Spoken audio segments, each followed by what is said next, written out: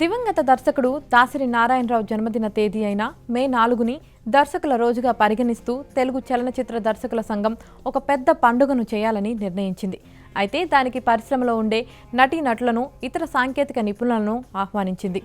ఈ పండుగకి ముందుగా అనుకున్న తేదీలలో పోలీస్ వారి దగ్గర నుండి అనుమతి లేకపోవటం, చివరికి మే 19న లాల్ బహదూర్ స్టేడియంలో ఈ వేడుకను పూర్తి చేశారు.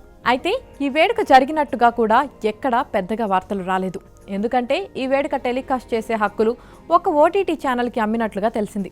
అందుకని ఈ వేడుక జరిగిన ఒక్క వీడియో కూడా బయటకు రాలేదు.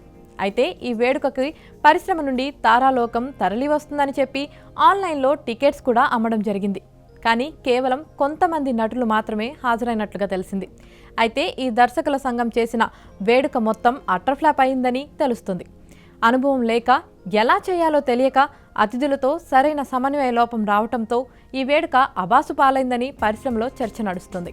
అదీ కాకుండా ఈ వేడుక ఎందుకు చేస్తున్నారో ఆ విషయం కూడా మర్చిపోయి అక్కడికి అతిథులుగా వచ్చిన ఒకరిద్దరు నటులను పొగడ్తలతో ముంచెత్తడంతోటే వీరికి సరిపోయింది అని అంటున్నారు. ఈ వేడుక దాసరి పుట్టినరోజు అయిన మే 4న దర్శకుల రోజుగా పరిగణిస్తూ కదా చేస్తున్నది. కానీ దాసరి గురించి ఒక్క మాట కూడా మాట్లాడలేదని అంటున్నారు. దాసరి గురించి ఎవరూ మాట్లాడకుండా వచ్చిన అతిథి అల్లు అర్జున్ను పొగట్టానికి అందరికీ సరిపోయింది అని అంటున్నారు. అదే కాకుండా ప్రసార హక్కులు తీసుకున్న ఆ ఓటీటీ కూడా అల్లు అర్జున్కి చెందినది కావటం, అందుకనే అతను అతిథిగా వచ్చారని ఇంకో చర్చ నడుస్తుంది. అలాగే దర్శకుల సంఘం క్షమించమని, తప్పులు చాలా జరిగాయని ఒప్పుకున్నట్టుగా ఒక లేఖ బయటకు వచ్చింది. ముఖ్యంగా చాలా మంది కుటుంబాలతో వచ్చిన వాళ్ళు ఇబ్బంది పడ్డారని, వాళ్ళందరినీ క్షమించమని సంఘం పేరుపైన ఉన్న ఒక లేఖ ఇప్పుడు సామాజిక మాధ్యమాల్లో వైరల్ అవుతుంది. దాదాపు 9,000 మంది హాజరైన ఈ కార్యక్రమానికి సరైన అనుభవం, క్రౌడ్ మేనేజ్మెంట్పై పట్టులేని కొత్త ఈవెంట్ మేనేజ్మెంట్ సంస్థ వల్ల మేము, మా కుటుంబ సభ్యులు చాలా ఇబ్బంది పడాల్సి వచ్చింది. కొత్తగా వచ్చిన వారు కూడా నష్టాన్ని భరిస్తామనే ఒప్పందంతో వారికి ఇవ్వాల్సి వచ్చిందని మీరు అర్థం చేసుకోగలరని ఆశిస్తున్నాం. అన్ని వేల మందికి పార్కింగ్ సౌకర్యం లేకపోవడంతో చివరి నిమిషంలో వేదిక మార్చుకోవాల్సిన గందరగోళంలో తగిన సౌకర్యాలు కల్పించడంలో విఫలమయ్యామని ఈ లేఖలో సారాంశం. ఈ తప్పును మీరు దయతో క్షమించి భవిష్యత్తులో ఇలాంటి తప్పులు జరగకుండా జాగ్రత్త పడతామని హామీ ఇస్తున్నాము అంటూ ఈ లేఖలో చెప్పారు.